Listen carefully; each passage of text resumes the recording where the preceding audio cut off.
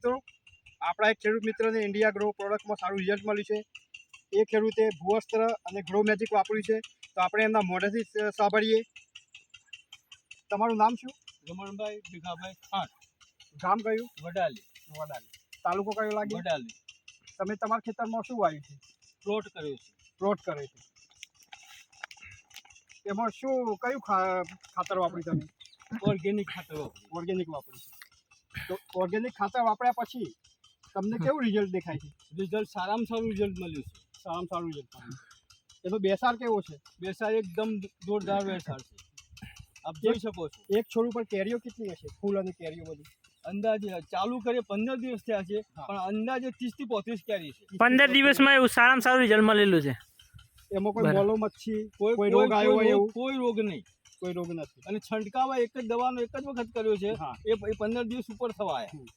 મિત્રો, તમે જોઈ શકો છો કપાસના પ્લોટિંગમાં રિઝલ્ટ સારું મળ્યું છે. એમના કરતાં પણ કપાસ હાઇટમાં ઊંચી છે.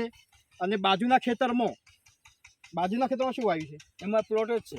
એમાં આપણું ઇન્ડિયા ગ્રોનું ખાતર વાપર્યું છે? ના, એમાં નથી વાપર્યું. તો મિત્રો, આપણે જોઈએ બાજુમાં રિઝલ્ટ કેવું છે.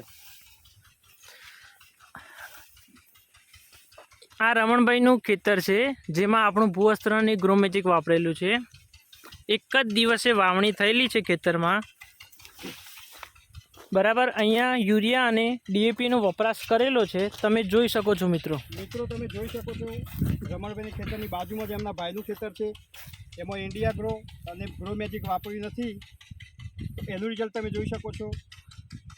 આમાં માલો મચ્છી નથી, માલો મચ્છી છે પણ છે, અને બેસાડ પણ નથી, કેરી પણ નથી, અને એનો વિકાસ પણ નથી.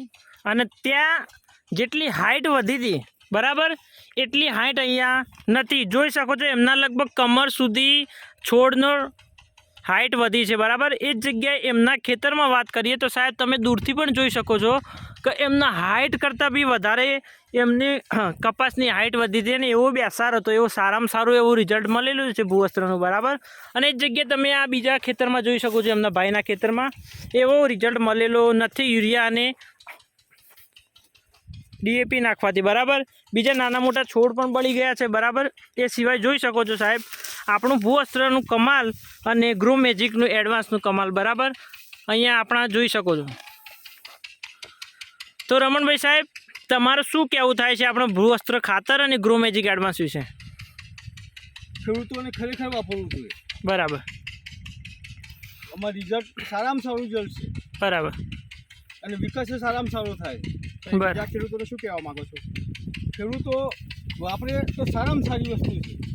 અને આ વસ્તુ એવી છે મેજિક જેવી કે જે ખ્યાલ જ ના આવવાનો વિકાસ થાય. Okay, thank you Ramanbhai. તમે અમને સમય આપ્યો એ બદલ ખૂબ ખૂબ આભાર.